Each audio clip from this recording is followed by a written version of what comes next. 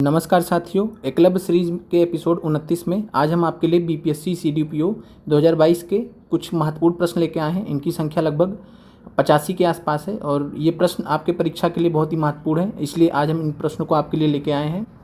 आप लोग वीडियो को लाइक शेयर जरूर करें। पहला प्रश्न है, झारखंड बिहार का अभिन्न अंग था तो 1999 में, 2003 में, 2001 में, 2002 में। तो आप सभी को पता है कि झारखंड बिहार से कब अलग हुआ था, तो वर्ष 2000 में अलग हुआ था। और आपको ये भी पता है कि किस डेट को अलग हुआ था, तो आपको कमेंट करके बताना कि किस डेट को अलग हुआ था।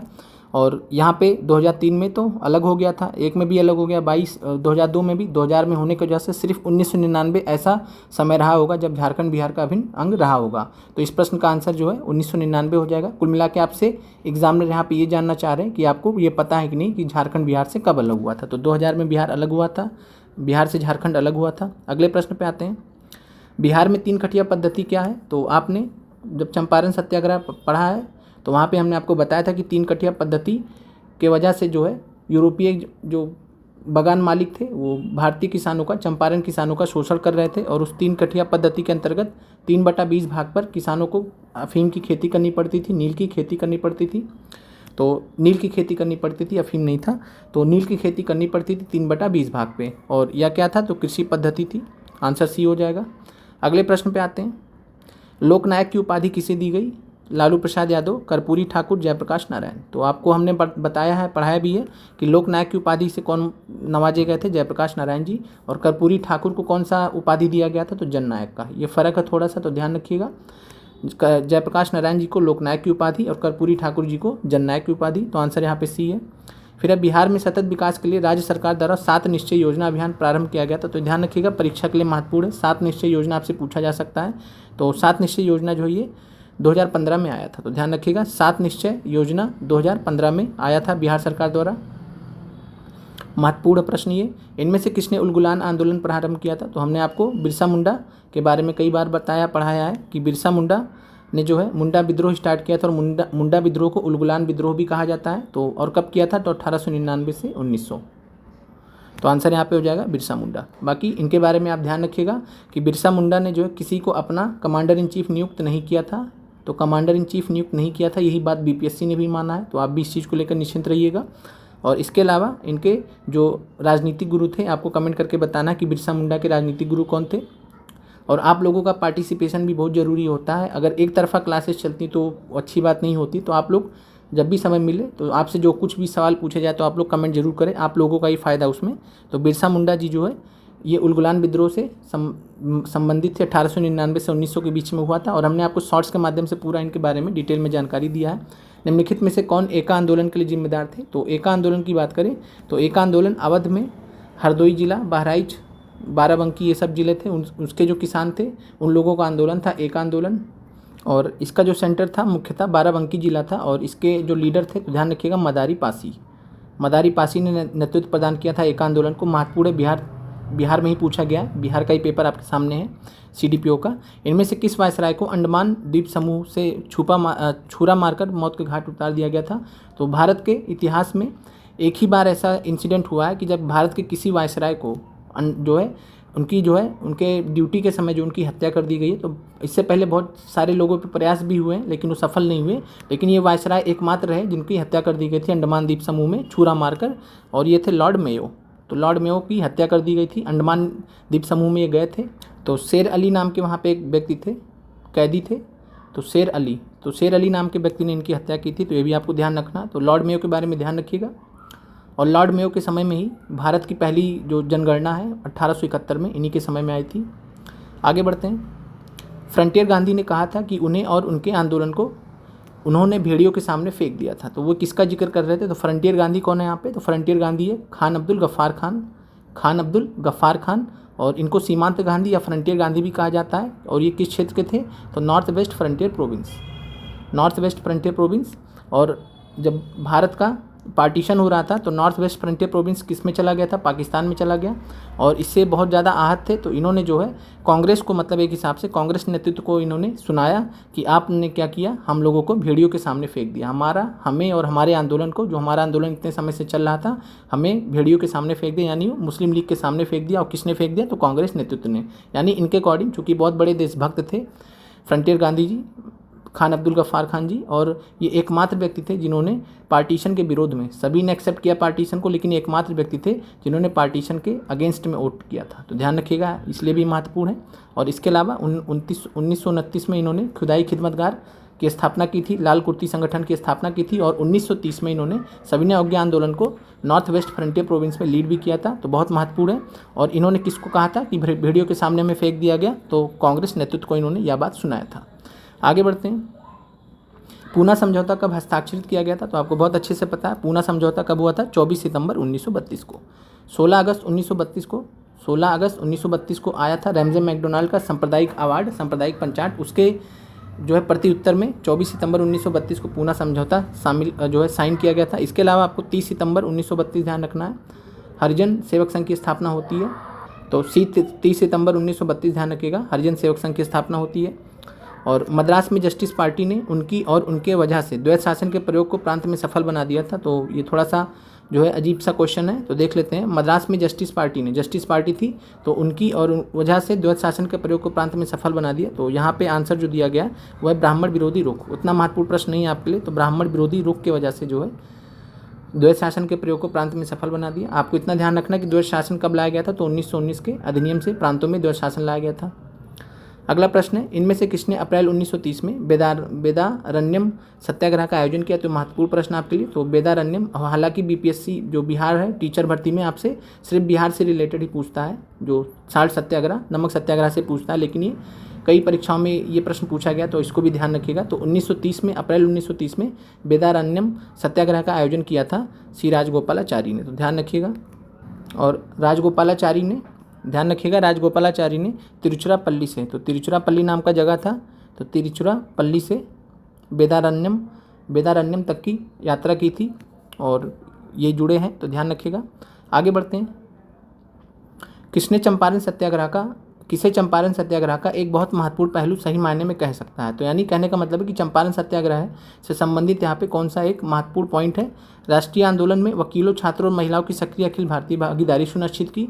तो चंपारण सत्याग्रह कैसा सत्याग्रह था, तो हम आपसे पूछे किस प्रकार का सत्याग्रह था, तो आप कहेंगे किसान सत्याग्रह था, यानी किसानों के मामलों से संबंधित सत्याग्रह था। अब किसान के मामलों में छात्र व महिलाएं ये सब कहाँ से आ जाएंगी, तो ये नहीं होगा। राष्ट्रीय आंदोलन में भारत के दलित और आदिवासी समुदाय, दलित और आदिवासी आंदोलन भी नहीं था। कैसा आंदोलन था, किसान आंदोलन था। तो भारतीय राष्ट्रीय आंदोलन में किसान आंदोलन का शामिल होना ये सही है, ठीक है। तो फिर ध्यान रखिएगा कि भारत के राष्ट्रीय आंदोलन में किसान आंदोलन का शामिल होना इसका आंसर है। रोपड़ की फसलों और व्यावसायिक फसलों की खेती में भारी कमी, तो ये मेन कारण नहीं था, कारण था वैसे, लेकिन मेन कारण नहीं था। सही मायने में अगर देखा जाएगा तो चंपारण सत्याग्रह से सबसे बड़ा फायदा क्या था, किसान जुड़ गया, भारत का किसान जुड़ गया। किससे जुड़ गया, राष्ट्रीय आंदोलन से। तो आंसर इसका सी है। आगे बढ़ते हैं। 1945-46 में दिल्ली में हुए आईएनए के मुकदमे के पक्ष में पेश हुए वकील कौन थे, तो आपको अच्छे से पता, हमने प्रीवियस ईयर में भी कराया है कि आईएनए के जो मुकदमे हुए थे उसके पक्ष में भूलाबाई देसाई खड़े हुए थे। भूलाबाई देसाई के नेतृत्व में टीम बनाई गई थी। तो ध्यान रखिएगा, महत्वपूर्ण प्रश्न ये भी है। सही कालानुक्रम में भारतीय स्वतंत्रता संग्राम से जुड़ी निम्नलिखित घटनाओं को व्यवस्थित करें। मुस्लिम उद्धार दिवस, तो जो है कुल मिला के उद्धार का मतलब मुक्ति दिवस है। हमने आपको मुस्लिम मुक्ति दिवस आपको पढ़ाया है, कब मनाया था, तो ये मनाया गया था 22 दिसंबर 1939 को। किसके द्वारा मनाया गया था, मुस्लिम लीग के द्वारा। डायरेक्ट एक्शन दिवस कब मनाया गया, तो हमने आपको पढ़ाया है जो है 16 अगस्त 1946, तो 16 अगस्त 1946 को मनाया है। कांग्रेस मंत्रालयों का इस्तीफा कब हुआ, तो इससे 2 महीना पहले, तो 22 दिसंबर में 2 महीना घटा दीजिए, तो 22 अक्टूबर 1939। व्यक्तिगत सत्याग्रह कब स्टार्ट हुआ, तो 17 अक्टूबर 1940, तो 17 अक्टूबर 1940 को व्यक्तिगत सत्याग्रह हुआ। तो इस प्रकार जो है अगर हम घटनाओं को देखेंगे तो सबसे पहले क्या हुआ है, तो सबसे पहले कांग्रेस मंत्रालयों का इस्तीफा होगा, फिर मुस्लिम उद्धार दिवस होगा, फिर जो है व्यक्तिगत सत्याग्रह आएगा, देन सबसे लास्ट में डायरेक्ट एक्शन डे आएगा। तो हमारा क्या हो जाएगा, 3 पहले आएगा, 3 के बाद 1 आएगा, 1 के बाद फिर 4 आएगा, तो 3 1 4 2, तो आंसर हो जाएगा 3 1 4 2, ए हो जाएगा 3 1 4 2। अगला प्रश्न है, निम्नलिखित आंदोलन को कालानुक्रम में हमें देखना है। तो तो दक्कन के दंगे कब हुए थे? इंडिगो का आंदोलन। पंजाब में भूमि अलगाव के खिलाफ आंदोलन, पाटनी आंदोलन। और दक्कन दंगों की बात करें तो दक्कन दंगे 1875 में हुए थे। और यहाँ पे जो है इस प्रश्न में पंजाब में भूमि अलगाव के खिलाफ आंदोलन, पाटनी आंदोलन। तो यहाँ पे इंडिगो आंदोलन के बारे में क्लियर नहीं है कि किस की बात करें, चूँकि एक आपने इंडिगो विद्रोह पढ़ा होगा, नील विद्रोह पढ़ा होगा 1859-60 का, जो दीनबंधु मित्र के नील दर्पण से प्रभावित हुआ था और विष्णु विश्वास और दिगंबर विश्वास के नेतृत्व में लड़ा गया था। बस आपको जानकारी रखनी है, इस प्रश्न में कुछ त्रुटि लग रही है, उतना क्लियर नहीं दिया गया, तो बस आपको जानकारी रखनी है कि डेक्कन दंगे कब हुए? 1875 को हुए। और बाकी यहाँ पे जो नीचे 2 आंदोलन ये आपके काम के नहीं है। बाकी इंडिगो आंदोलन, इंडिगो विद्रोह आपको ध्यान रखना है। आगे बढ़ते हैं। इनमें से बिहार के किस नेता ने हममोंड कमीशन, बहुत महत्वपूर्ण प्रश्न है, ध्यान रखिएगा इस बार के लिए। इनमें से बिहार के किस नेता ने हममोंड कमीशन के समक्ष रांची में प्रस्तुत होकर दलितों के लिए मताधिकार की मांग की थी? तो ये थे बाबू जगजीवन राम जी। तो ध्यान रखिएगा, बाबू जगजीवन राम जी दलितों के लिए मताधिकार की मांग की थी उन्होंने। कहाँ पे? हममोंड कमीशन के समक्ष रांची में पहुँच गए। आगे बढ़ते हैं। इनमें से किसने बक्सर के युद्ध के तुरंत बाद अंग्रेजों के विरुद्ध बिहार में विद्रोह की शुरुआत की थी? तो बिहार में विद्रोह की शुरुआत, और इस प्रश्न का आंसर आपको पता है। कैसे पता है? हमने आपको 1781 का विद्रोह पढ़ाया है। 1781 का विद्रोह बिहार स्पेशल की क्लास में पढ़ाया है। तो वहाँ पे हमने आपको बताया था कि फतेह बहादुर शाही शामिल थे। 3 लोगों का नाम हमने बताया था, तो फतेह बहादुर शाही भी थे उसमें। तो इस प्रश्न का आंसर क्या हो जाएगा? फतेह बहादुर शाही। चैत सिंह ने बनारस में विद्रोह किया था, ना कि बिहार में। यहाँ क्या पूछा? बिहार में। तो बनारस में पूछता तो चैत सिंह हो जाते हैं। हालांकि चैत सिंह से ये सभी प्रभावित थे, लेकिन बिहार में पूछ रहा तो आंसर महाराज फतेह बहादुर शाही हो जाएंगे। और ये कौन थे? तो जमींदार वर्ग थे, जमींदार वर्ग के थे सभी ये। और जमींदारों ने 1781 का विद्रोह किया था। फिर है भारत छोड़ो आंदोलन के दौरान पटना के 7 शहीद, ये भी महत्वपूर्ण सवाल है। बाकी हम जो है इस जो ये केस हुआ था 7 शहीद का पटना का, हम इसका एक शॉर्ट्स बनाएंगे, तो आप उसको जरूर देख लीजिएगा, परीक्षा दृष्टि से बहुत महत्वपूर्ण है।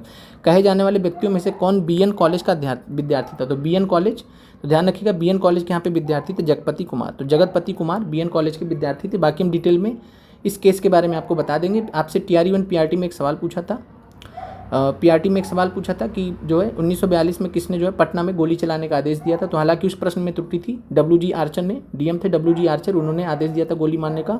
और 7 बच्चे शहीद हुए थे, 7 मतलब स्कूली बच्चे थे, और इन्हीं बच्चों में से ये सभी लोग थे। और इसमें से जो है जगतपति कुमार जी है ये पटना कॉलेज मतलब BN कॉलेज के विद्यार्थी थे, कुछ इसमें पटना कॉलेज के भी थे। तो हम डिटेल में हम आपको शॉर्ट्स के बारे में बता देंगे। तो इस प्रश्न का आंसर क्या है? BN कॉलेज के विद्यार्थी कौन थे? जगतपति कुमार।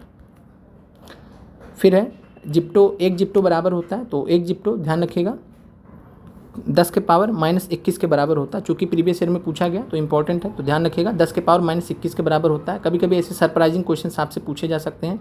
फिर पेंडुलम घड़ी की समय अवधि, दोलन काल क्या होता है? तो ये 2 सेकंड होता है, तो ध्यान रखिएगा, प्रीवियस ईयर क्वेश्चन है। बैरोमीटर की ऊंचाई में अचानक वृद्धि क्या इंगित करती है? तो इसको समझ लीजिए कि बैरोमीटर है, ठीक है। अब ये बैरोमीटर है, मान लीजिए यहाँ से, अब बैरोमीटर है, बैरोमीटर क्या दर्शाता है? तो आप कहेंगे दाब, प्रेशर, जो एटमॉस्फेरिक दाब होता है, वायुमंडलीय दाब होता है, उसको बताता है। तो हम दाब को किससे मापते हैं? बैरोमीटर से मापते हैं। अब यहाँ पे कह रहा है कि इसकी ऊंचाई में अचानक वृद्धि हो जाए, यानी इसका जो लेवल है वो ऊपर की तरफ चला जाए। तो यहाँ पे हाई प्रेशर होता है और नीचे लो प्रेशर होता है। ऊपर हाई प्रेशर, नीचे लो प्रेशर।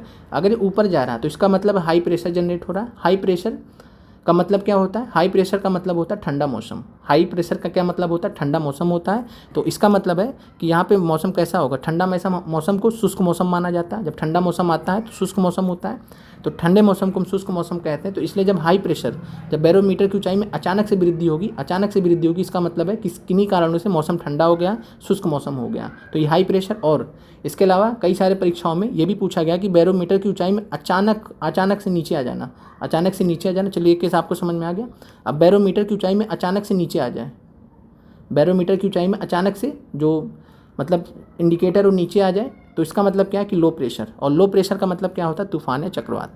तो तूफान या चक्रवात का कब मतलब होगा? जब एकदम से लो प्रेशर आ जाएगा, एकदम से डाउन हो जाएगा, तो इसका मतलब है अचानक से डाउन हो जाएगा, इसका मतलब है कि तूफान या चक्रवात। और अगर ध्यान रखिए, अगर धीरे धीरे करके नीचे आ रहा, धीरे धीरे कर, अब ये था अचानक से नीचे आ गया, धीरे धीरे करके नीचे आ रहा, तो बारिश की संभावना है। क्लियर हो गया? 3 चीज़ें आपको। अगर ऊपर जाएगा तो शुष्क मौसम, ठंडा मौसम। अगर अचानक से नीचे आएगा, अचानक से धड़ाम से नीचे आएगा, तो इसका मतलब है तूफान या चक्रवात आने वाला है। क्योंकि ये तूफान और चक्रवात लो प्रेशर सेंटर होता है, कम दाब का सेंटर होता है, केंद्र होता है। और बारिश की संभावना कब होगी? जब धीरे धीरे नीचे आएगा, धीरे धीरे नीचे आने का मतलब है बारिश का माहौल बन रहा है, तो बारिश की संभावना होगी। 3 केस होते हैं, ध्यान रखिएगा। निम्नलिखित में से ग्रीन हाउस गैस कौन से? तो carbon dioxide, ozone, CFC, methane. आपको पता है कि जो है आंसर क्या होगा, उपयुक्त में से एक से अधिक। ये तो नहीं होगा, उपयुक्त में से एक से अधिक हो जाएगा। और परीक्षा में आपको ध्यान रखना कि दोनों ऑप्शन आपको एक साथ ही मिलते हैं कभी कभी, तो इस केस में ध्यान रखिएगा। तो उपयुक्त में से एक से अधिक और उपयुक्त में से कोई नहीं, एक साथ में कभी कभी दिया जाता है, तो ये ध्यान रखिएगा। तो उपयुक्त में से एक से अधिक यहाँ पे आंसर होगा। आगे बढ़ते हैं। बिल्ली के सुनने की आवृत्ति विस्तार क्या होता है? तो बिल्ली के सुनने का आवृत्ति विस्तार क्या होता है? तो ये भी जो है थोड़ा सा टेढ़ा मेढ़ा प्रश्न पूछा गया। आंसर है 45 हर्ट्ज से 64 किलो हर्ट्ज। तो ध्यान रखिएगा, 45 हर्ट्ज से 45 हर्ट्ज से जो है 64 किलो हर्ट्ज तक बिल्ली की आवृत्ति विस्तार होता है, सुनने का विस्तार होता है। तो और इसके अलावा आप मानव का जानते हैं, मानव का अगर आपसे पूछ ले तो 20 हर्ट्ज से 20,000 हर्ट्ज के बीच में, यानी 20 हर्ट्ज से 20 किलो हर्ट्ज के बीच में ये मानव का सुनने का विस्तार होता है। इससे न कम सुन सकता है, इससे न ज़्यादा सुन सकता है। बड़े शोरूम और डिपार्टमेंटल स्टोर में इस्तेमाल किए जाने वाला विजिलेंस दर्पण क्या होता है? विजिलेंस दर्पण मतलब क्या होता है कि मान लीजिए बाहर गाड़ी वगैरह खड़ी है तो उसको देख पाएँ, यानी बड़े बड़े चीज़ों को हमें क्या करना है, छोटी चीज़ में देखना है। तो हमने आपको समझाया था एक कॉन्सेप्ट कि जब बड़े बड़े चीज़ों को छोटी चीज़ में देखना होगा तो हम किसका इस्तेमाल करेंगे, उत्तल दर्पण का। और हमने आपको ये भी बताया था कि जब छोटे छोटे चीज़ों को, मान लीजिए आपके दांत में कुछ देखना, डेंटिस्ट को दांत में तो देखना, तो छोटी चीज़ को बड़ा, दांत के अंदर का जो पार्ट होगा उसको बड़ा करके देखना होगा। तो जब छोटे चीज़ को बड़ा करके देखना होता है तब अवतल दर्पण, और बड़े चीज़ को छोटा करके देखना होता है तो उत्तल दर्पण। तो ध्यान रखिएगा, उत्तल दर्पण का प्रयोग बड़े शोरूम और डिपार्टमेंटल स्टोर में किया जाता है। आगे बढ़ते हैं।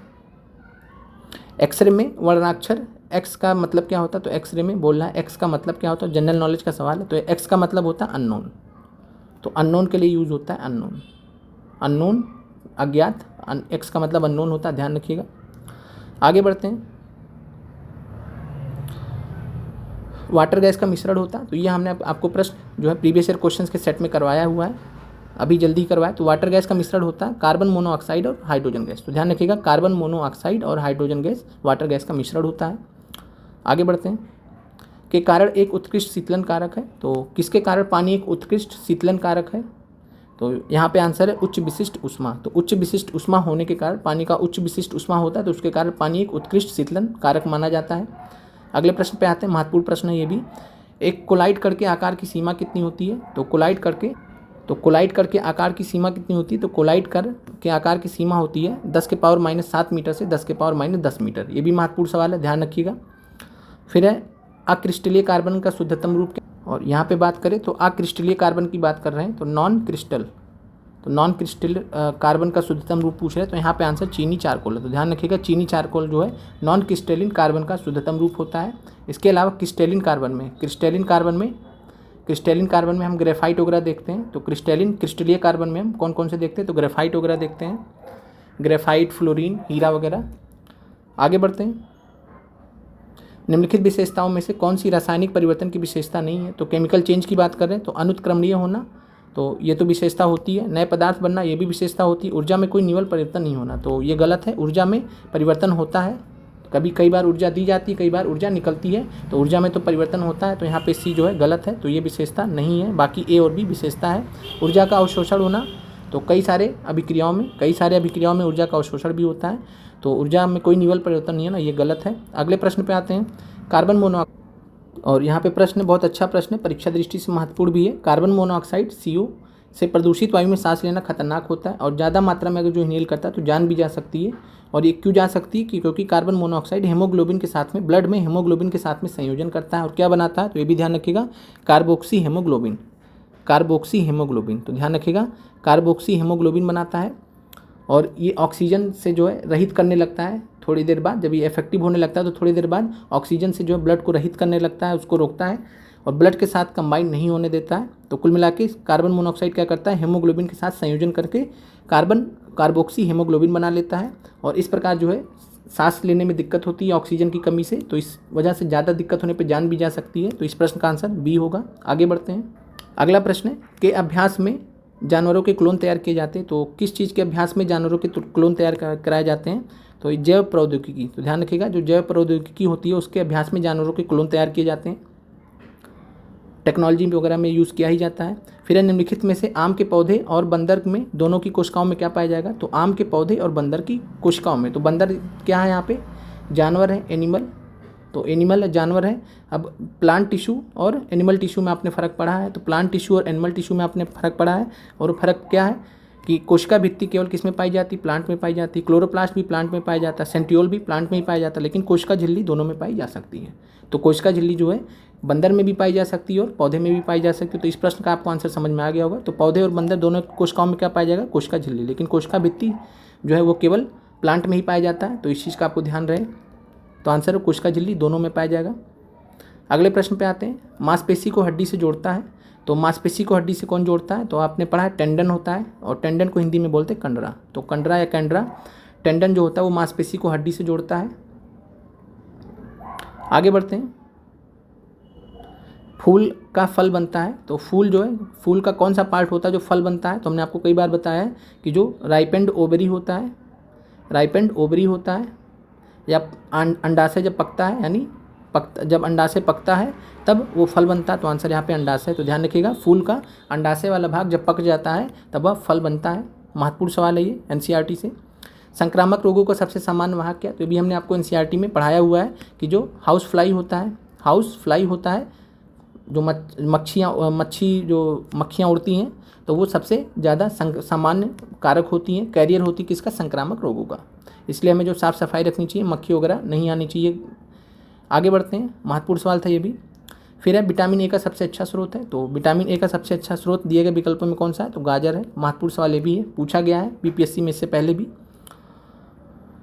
कंधे पर पाया जाने वाला जोड़ और कहाँ पाया जाता है, तो कंधे पर जो पाया जाने वाला जोड़ होता है वो नितंब में भी पाया जाता है। तो ध्यान रखिएगा, ये भी अच्छा सवाल है। तो कंधे में पाए जाने वाला जोड़ नितंब में भी पाया जाता है। बहुत अच्छे अच्छे प्रश्न पूछे गए हैं, इसीलिए हम आपके सामने लेके आए। निम्नलिखित में से किससे हमारे शरीर के तापमान को नियंत्रित करने के लिए सबसे अधिक सक्रिय रूप से कार्य करता है, तो पूरे शरीर में आपका कौन सा भाग होता है जो आपके शरीर के तापमान को नियंत्रित करने में हेल्प करता है, तो आप क्या बोलेंगे, त्वचा।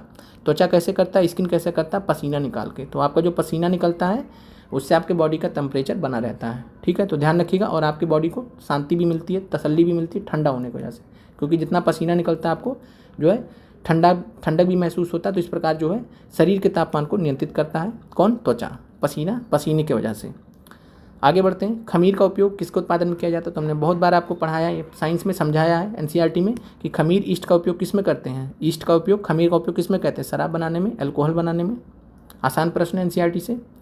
आगे बढ़ते हैं, और आप लोग ध्यान रखिए, जितना हमने आपको बताया एनसीईआरटी से अच्छे से रिवाइज कर लीजिए। मॉडर्न हिस्ट्री के लिए हमने आपको सेल्फ नोट्स दिए हैं, उसको आप प्रोवाइड अच्छे से पढ़ लीजिए। शॉर्ट्स हम चैनल पे पढ़ा रहे हैं, करा रहे हैं, उसको कर लीजिए। आपका बहुत अच्छा पेपर होगा, लेकिन आपको अपने ऊपर भरोसा रखना रहेगा। लेकिन अगर आप भटक गए इस बीच में, तो फिर यही आपको डिसाइड करना है कि आपको क्या करना है। आपने इससे पहले भी बड़े बड़े क्लासेस के बड़े बड़े मैराथन्स देखे होंगे, लेकिन आप खुद बताइए, खुद सोचिए, खुद इस चीज़ को एनालाइज कीजिए। आज आपके पास 8 से 9 दिन बचे हैं, आपको सेल्फ स्टडी करना ज़्यादा बेटर है। मैं बार बार इस चीज़ को कह रहा हूँ, कोई बुरा ना माने, सेल्फ स्टडी ज़्यादा बेटर। आप खुद सोचिए, सेल्फ स्टडी बेहतर रहेगा कि जो है आप मतलब बड़े बड़े मैराथन्स में जाके नए नए क्वेश्चंस में उलझिए। तो आप खुद सोचिए इस चीज़ को। तो इस चीज़ का आप ध्यान रखिए, ज़्यादा से ज़्यादा रिवाइज कीजिए, रिवीजन करिए। और हम आपको जो क्वेश्चंस वगैरह दे रहे हैं क्विज के माध्यम से और सब कुछ के माध्यम से, आप उनको जरूर देख लें।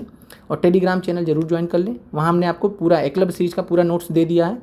सेंट्रल विस्ता पुनर्विकास प्रोजेक्ट क्या है, तो जो हमारा भारतीय संसद, जो नया वाला संसद बना है, तो नई न्यू पार्लियामेंट जो बनी है वो सेंट्रल विस्ता पुनर्विकास प्रोजेक्ट के तहत ही बनी है। तो ये भी ध्यान रखिएगा, पूछा जा सकता है।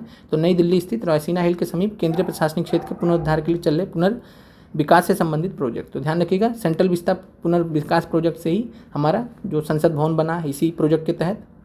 आगे बढ़ते हैं, सुशासन दिवस भारत के पूर्व प्रधानमंत्री अटल बिहारी वाजपेयी जी के जन्म दिवस पर प्रत्येक वर्ष किस तिथि को मनाया जाता है, तो ये भी महत्वपूर्ण है सुशासन दिवस, और ये 25 दिसंबर को मनाया जाता है। महत्वपूर्ण सवाल ये भी है, क्योंकि अब बीजेपी सरकार आ गई है वापस से बिहार में, तो प्रश्न पूछा जा सकता है। विश्व का सबसे ऊंचा रेलवे पुल किस नदी के ऊपर है, तो ये बहुत महत्वपूर्ण है इस बार के लिए, क्योंकि जो रेलवेज ने जो ट्रेन चला दी है इसके ऊपर, जो एक चेक करते हैं अभी चेकिंग करने के लिए, तो चेकिंग करने के लिए रेलवे ने पुल पे, जो रेलवे पुल बना है सबसे ऊंचाई पे विश्व का, चेनाब नदी के ऊपर बना है। तो हमने आपको जो है क्विज में क्वेश्चन भी दिया था करंट अफेयर में, तो रेलवे ने चलाया चेनाब पे, और ये लगभग 2 साल पहले ये पुल बना है, 2 साल हो गए लगभग। तो सबसे ऊंचा रेलवे पुल है विश्व का, और किस नदी पे, तो चेनाब नदी पर है। और चेनाब नदी आपको पता है कहाँ बहती है, भारत में। मिशन इंद्रधनुष, जिसे वर्ष 2014 में शुरू किया गया, और इंटेंसिफाइड मिशन इंद्रधनुष 3.0 स्कीम निम्नलिखित में से किससे संबंधित है? ध्यान रखिएगा, बहुत अच्छा प्रश्न है। और मिशन इंद्रधनुष जो ये और इंटेंसिफाइड मिशन इंद्रधनुष 3.0 ये किससे संबंधित है? प्रत्येक बच्चे और प्रत्येक गर्भवती महिला का टीकाकरण। तो बच्चे और महिला से संबंधित है, जच्चा बच्चा कह लीजिए, तो जच्चे बच्चे से संबंधित है प्रत्येक बच्चे और प्रत्येक गर्भवती महिला का टीकाकरण। ये प्रश्न भी पूछा जा सकता है, तो ध्यान रखिएगा। और मिशन इंद्रधनुष ध्यान रखिएगा कब लाया गया था? 2014 में। ऐसे प्रश्न कभी कभी आपको बीपीएससी सरप्राइज भी करता है, तो ऐसा नहीं कि कहीं ढूंढने जाते, प्रीवियस क्वेश्चन में कहीं उनको मिल जाते तो दे दिया जाता है। भारतीय पुरातत्व विभाग एएसआई द्वारा किस राज्य में 900 वर्ष पुराने बौद्ध मठ का पता लगाया गया? तो ये जो है झारखंड में पता लगाया गया था। तो झारखंड में पता लगाया गया था कुछ टाइम पहले, चूँकि 2022 का पेपर है तो उससे पहले ही हुआ है, जाहिर सी बात है। फिर है चतुर्भुज सुरक्षा संवाद, क्वाड्रिलेटरल सिक्योरिटी डायलॉग जिसे क्वाड कहते हैं, उसमें से कौन कौन से देश आते हैं? तो हमने आपको ये प्रश्न पीआरटी में भी कराया है, याद आ गया आपको, और आज ही कराया है। तो चतुर्भुज सुरक्षा संवाद क्वाड के अंतर्गत कौन कौन से देश आते हैं? तो आप बताइए कौन कौन से देश आते हैं? तो आप कहेंगे यूएसए आता है, भारत आता है, ऑस्ट्रेलिया और जापान आता है। तो यूएसए, भारत, ऑस्ट्रेलिया और जापान आता है। आगे बढ़ते हैं। निम्नलिखित में से नोबेल शांति पुरस्कार प्रदान करने का निर्णय कौन लेता है? तो नोबेल शांति पुरस्कार देता कौन है? तो ध्यान रखिएगा, नोबेल शांति पुरस्कार नॉर्वे की नोबेल समिति है। नॉर्वे देश है तो नॉर्वे की नोबेल समिति है, नॉर्वे की सरकार नहीं देती। तो ध्यान रखिएगा, नॉर्वे की एक नोबेल समिति कमेटी बनाई गई है, वही नोबेल शांति पुरस्कार प्रदान करने का निर्णय करती है। आगे बढ़ते हैं। तालिबान ने अफगानिस्तान का नाम परिवर्तित करके क्या नाम रखा था? तो ये रखा था इस्लामिक अमीरात ऑफ अफगानिस्तान, इसी टाइप का कुछ नाम रखते हैं लोग। तो इस्लामिक अमीरात ऑफ अफगानिस्तान ये नाम रखा था। तो यहाँ पे आंसर हो जाएगा। और जैसे मुस्लिम देशों के नाम होते हैं तो कुछ वैसा ही टाइप का, तो इस्लामिक अमीरात ऑफ अफगानिस्तान कुछ मिक्स करके, तो यही आंसर इसका, तो ध्यान रखिएगा। फिर भारत में कोविशील्ड वैक्सीन का उत्पादन निम्नलिखित में से कौन सी दवा कंपनी करती है? तो वैक्सीन का थोड़ा मामला इधर रहा है, तो हो सकता है प्रश्न आ जाए। तो कोविशील्ड वैक्सीन का उत्पादन जो है सीरम इंस्टीट्यूट ऑफ इंडिया ने किया था। तो कोविशील्ड वैक्सीन किससे जुड़ी है? Serum institute of India. और इसी का वर्जन था एस्ट्रेजन का, जो ब्रिटेन में मामला उठा है एस्ट्रेजन का। ये आपसे प्रश्न पूछा जा सकता है, बाकी हम आपको क्विज में भी दे देंगे। तो एस्ट्राजन का था, तो जिसके ऊपर वहाँ पे ब्रिटेन में केस चला था, तो वहाँ पे ये हुआ कि कुछ दिक्कतें हो सकती हैं, मतलब पूरी तरीके से वैक्सीन जो है कारगर नहीं है ऐसा कुछ, और मतलब कुछ दिक्कतें हो सकती, तो उससे रिलेटेड कुछ न्यूज़ आया था। तो भारत में कोविशील्ड वैक्सीन का उत्पादन ध्यान रखिएगा सीरम इंस्टीट्यूट ऑफ इंडिया ने किया था। CPEC प्रोजेक्ट क्या है? तो CPEC, तो इसका मतलब है चाइना, P का मतलब है पाकिस्तान, E का मतलब है इकोनॉमिक और C का मतलब है कॉरिडोर। तो चाइना पाकिस्तान इकोनॉमिक कॉरिडोर है, और इसका हिंदी वर्जन करेंगे तो चीन पाकिस्तान आर्थिक गलियारा CPEC के प्रोजेक्ट का फुल फॉर्म है। आगे बढ़ते हैं। 8 अगस्त 2020 को भारत की प्रथम किसान रेल निम्नलिखित में से किन दो स्टेशनों के बीच में चली थी? तो 8 अगस्त 2020 को भारत की प्रथम किसान रेल ये चली थी देवलाली महाराष्ट्र और दानापुर बिहार। इसलिए बिहार था, तो इसलिए प्रश्न पूछा गया था, और PRT पेपर में सरप्राइज करता ही रहता है, तो इसलिए हम आपको ये प्रश्न रखे हैं। आगे बढ़ते हैं। 1971 के भारत पाक युद्ध क्षेत्र में अनुकरणीय साहस के लिए बिहार के किस सैनिक को सर्वोच्च सम्मान परमवीर चक्र से सम्मानित किया गया था? तो ये थे अल्बर्ट एक्का। तो अल्बर्ट एक्का जो है इनको सम्मानित किया गया था। फिर है, इनमें से बिहार के किस व्यक्ति को भारत रत्न से सम्मानित किया गया? तो दिए गए विकल्पों में कर्पूरी ठाकुर जी को अभी दिया गया है हाल फिलहाल में, राजेंद्र प्रसाद जी को भी, तो आंसर है A और C। और राजेंद्र प्रसाद जी को मिला था 1962 में, कर्पूरी ठाकुर जी को 2024 में मिला है। तो दोनों लोग हैं, आंसर हो जाएगा उपयुक्त में से एक से अधिक। आगे बढ़ते हैं। ब्रिटिश का भारतीय सार्जन की उपाधि, बहुत महत्वपूर्ण सवाल है गांधी जी से। ब्रिटिश का भारतीय सार्जन की उपाधि प्रथम विश्व युद्ध के दौरान सरकार को अपना सहयोग देने के कारण किसने प्राप्त की थी? तो प्रथम विश्व युद्ध 1914 से 18 हुआ था, और गांधी जी ने इसमें भारतीयों को, भारतीय सैनिकों को बोला था, मोटिवेट किया था कि आप लोग जाइए ब्रिटिश सेना में जुड़िए, सेवा करके आइए। तो कुल मिला के ब्रिटिश का भारतीय सार्जन की उपाधि जो इनको ब्रिटिश सरकार ने दी थी, किसको दी थी? महात्मा गांधी जी को। आगे बढ़ते हैं। पुस्तक इंडिया डिवाइडेड किसने लिखी है? तो पुस्तक इंडिया डिवाइडेड आपको पता है राजेंद्र प्रसाद जी ने लिखी है। और इसके अलावा बात करें, राजेंद्र प्रसाद जी की हमने महत्वपूर्ण पुस्तकें आपको करा दी हैं। आप शॉर्ट्स के माध्यम से जाके जितने भी महत्वपूर्ण पुस्तकें हमने सारी करा दी, तो जाके देख लीजिएगा अगर अभी तक आपने नहीं देखा है। और हम ज़्यादा नहीं करें, जो हमने आपको शॉर्ट्स बनाए हैं कम से कम जो है 15 से 20 नंबर आपको बढ़ा देंगे लास्ट टाइम के लिए। हम उसमें भी कुछ और भी शॉर्ट्स अपलोड करेंगे, तो आप लोग थोड़ा हमें मोटिवेट करने के लिए, हमारा भी मनोबल बढ़ाने के लिए आप लाइक ज़रूर कर दिया करें। और मौलाना अबुल कलाम आज़ाद जी की बात करें तो ये जो है इंडिया मीन्स फ्रीडम, बहुत महत्वपूर्ण पुस्तक है इंडिया मीन्स फ्रीडम। सभी पुस्तकों को रखा गया एक ही जगह पे, तो जाके देख लीजिएगा। आगे बढ़ते हैं। जवाहरलाल नेहरू के बौद्धिक विकास में फरवरी 1927 में ब्रुसेल्स कांग्रेस में औपनिवेशिक दमन और साम्राज्यवाद के विरुद्ध उनकी सक्रिय भागीदारी के कारण एक मोड़ आया। ये शब्द किसने लिखे? तो इस प्रश्न का आंसर हम आप पे छोड़ते, दिए गए विकल्प में कोई नहीं है। तो आप बताइए किसने ये स्टेटमेंट दिया था? जवाहरलाल नेहरू के बौद्धिक विकास में फरवरी 1927 में ब्रुसेल्स कांग्रेस में औपनिवेशिक दमन और साम्राज्यवाद के विरुद्ध उनकी सक्रिय भागीदारी के साथ एक मोड़ आया था।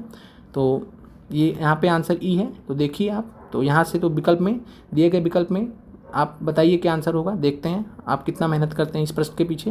क्रिप्स के प्रस्ताव ने वास्तव में हमें कुछ नहीं दिया। यदि हम प्रस्ताव को स्वीकार करते तो हमें भविष्य में पछताना पड़ता। युद्ध ने भारत को अपनी स्वतंत्रता प्राप्त करने का अच्छा अवसर प्रदान किया था। केवल एक वचन पर आधारित होने के कारण हमें इसे खोना नहीं चाहिए। ये सब किसने कहे थे? तो ये हमने आपको बताया था किसने कहा था। तो ये मौलाना अबुल कलाम आज़ाद जी ने कहा था। तो ध्यान रखिएगा ये प्रश्न। और उस समय ये क्या थे? तो कांग्रेस के अध्यक्ष भी थे ये। 1940 से 46 के मध्य जो है, चूँकि कांग्रेस के सम्मेलन हुए नहीं, तो 1940 के 46 के मध्य मौलाना अबुल कलाम आज़ाद जी जो है इन्हीं को अध्यक्ष बनाया गया था। आगे बढ़ते हैं। किस घटना ने ब्रिटिश प्रधानमंत्री क्लेमेंट एटली को सदमा पहुंचाया, जिसने घोषणा की कि ब्रिटिश साम्राज्यवाद की इमारत को झटका लगा है? तो ब्रिटिश साम्राज्यवाद की इमारत को झटका लगा है, ये इन्होंने किस घटना से जो आहत होकर बोला था? तो आज़ाद हिंद फौज का सैन्य अभियान और शाही भारतीय जल सेना का विद्रोह। तो ध्यान रखिएगा, आज़ाद हिंद फौज का सैन्य अभियान और शाही भारतीय जल सेना का जो विद्रोह हुआ था 1945 में, उसी घटना से आहत होकर क्लेमेंट एटली ने ये बात बोला था। आगे बढ़ते हैं। किसने स्वतंत्र भारत के प्रथम प्रधानमंत्री जवाहरलाल नेहरू का साहस और दूरदर्शिता के साथ एक उत्कृष्ट नेता के रूप में अभिवादन किया था? तो उस समय आपको पता है कि जो है ब्रिटिश कौन थे? लॉर्ड माउंटबेटन थे। तो लॉर्ड माउंटबेटन जो है वायसराय भी थे उस समय, और लॉर्ड माउंटबेटन ने जो है जवाहरलाल नेहरू का अभिवादन किया था प्रथम प्रधानमंत्री के रूप में। आगे बढ़ते हैं।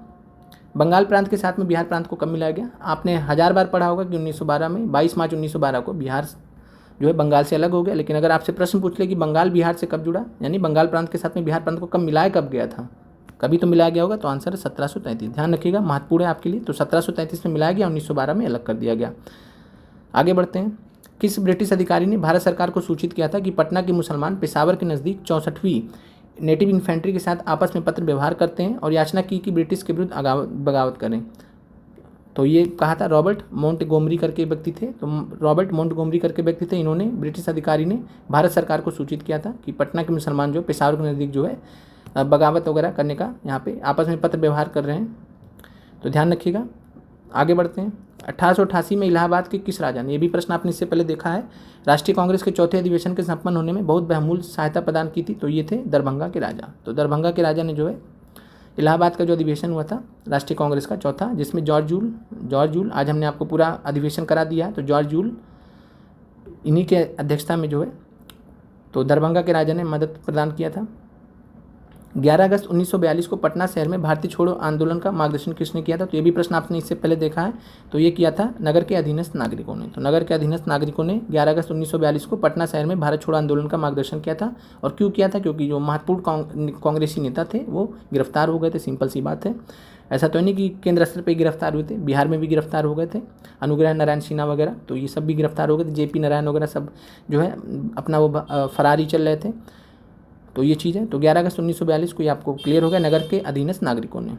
फिर है निम्नलिखित में से कौन सी नदियाँ हैं? तो मरे और डार्लिंग ऑस्ट्रेलिया की नदियाँ। तो ध्यान रखिएगा, विक्टोरिया और चाड अफ्रीका महाद्वीप में झीलें हैं। क्या है? झीलें हैं। और विक्टोरिया झील जो है ये इससे जो है इक्वेटर भी गुजरता है, तो इक्वेटर भी इससे गुजरता है। स्वेज और पनामा क्या नहर, इसके बारे में हमने आपको पहले भी बताया।